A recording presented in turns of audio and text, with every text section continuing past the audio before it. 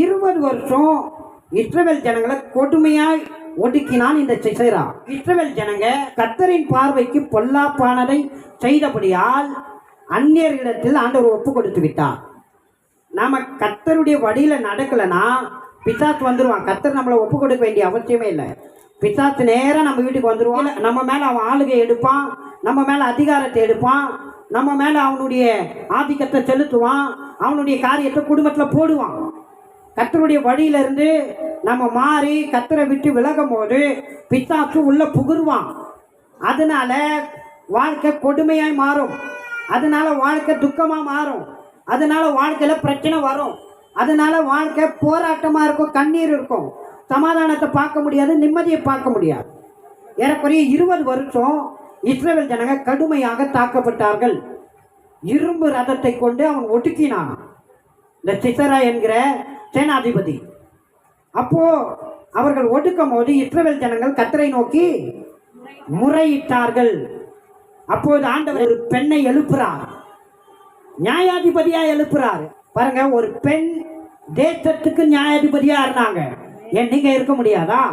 ஒரு ஊருக்கு நியாயாதிபதியா இருக்க முடியாதா? ஒரு நாட்டுக்கு நியாயாதிபதியா இருக்க முடியாதா?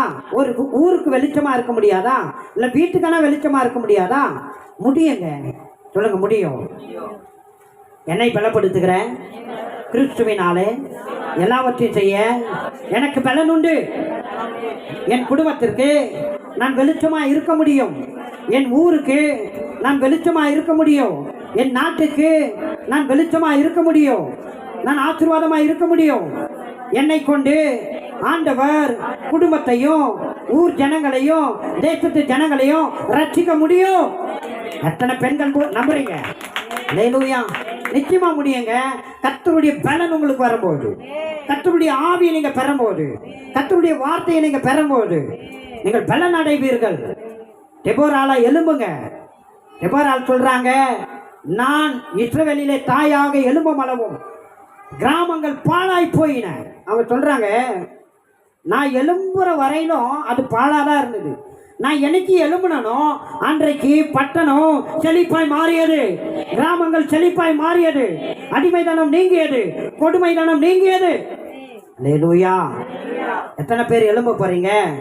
ஒண்ணுமே தேவையில்லைங்க, கர்த்தருடைய பலத்தில் நிறையப்பட வேண்டும்.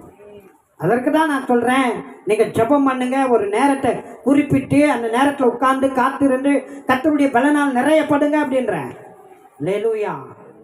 ஆண்டவருடைய சமூகத்தை